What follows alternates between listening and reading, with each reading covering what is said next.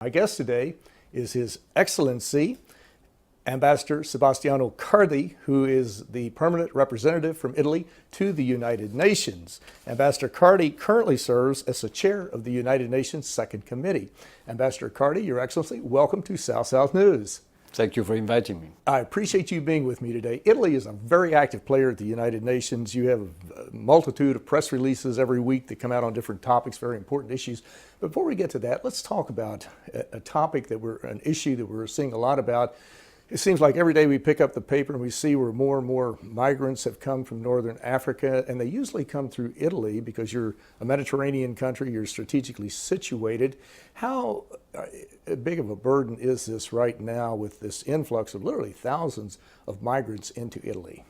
It is a, a big burden that Italy is trying to address with all the means at its disposal. Of course, the political one, first of all, because, you know, the influx of migrants is the product of instability, of conflicts, of violence, of persecutions.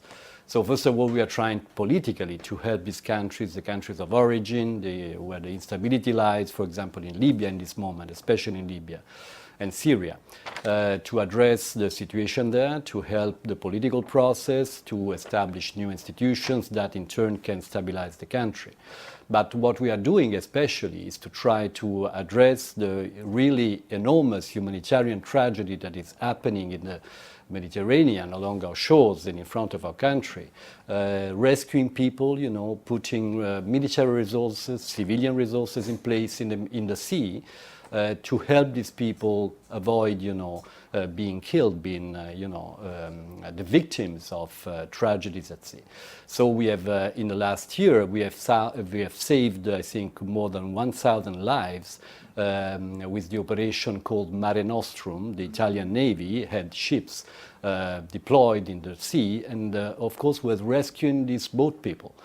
People fleeing from conflicts, as I said, and trying to have a better future on small boats, on small rafts, and most of the time these boats, of course, capsize, or so there are incidents. So we try to rescue people, to save lives, and to address the humanitarian concern. This is the first issue for us. And these are certainly compelling forces that drive people to get into rickety boats and to put their lives at risk and to go out to sea. And when you look at them, you wonder how they survive. People are standing shoulder to shoulder, back to back, and how do they survive for days on these boats with, I'm assuming, very little food, very little water, what type of sanitation facilities they have. It really is a major challenge for you and for them, I guess. It's a major challenge, of course, and this is why the first objective, as I said, is to help saving lives. And of course, we also have to address the traffickants, the criminal organizations that are taking advantage of these poor people fleeing conflicts from Africa and Middle East. And to address that, we have tried within the European Union to mobilize all the countries of the European Union to establish a new operation. So it's in addition to what Italy is doing, European Union members' ships are joining our Navy and our cargo ships to help, address this issue.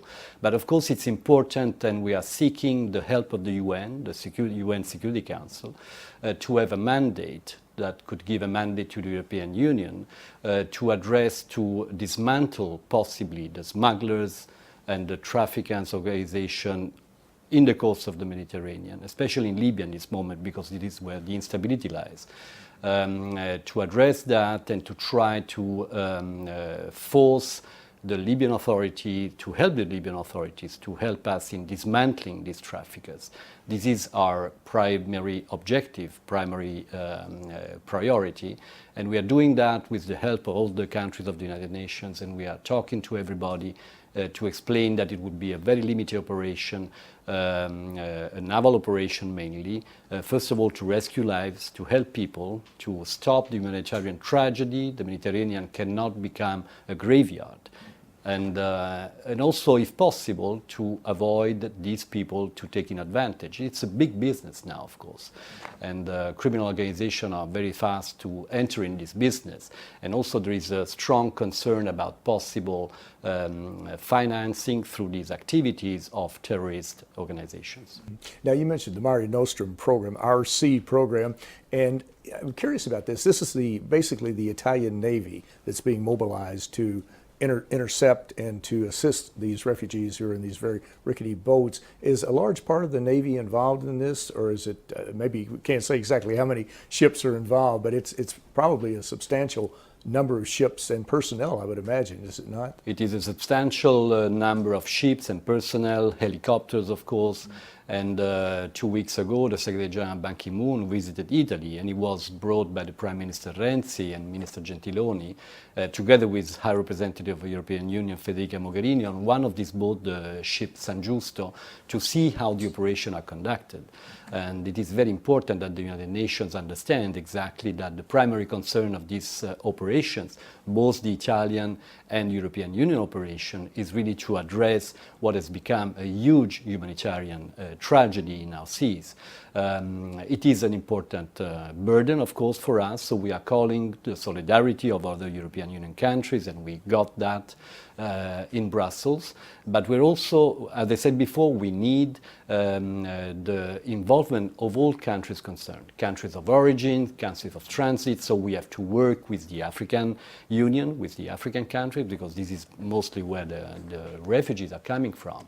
And we need to address, of course, the root causes of this instability, poverty, hunger, and conflicts. Exactly.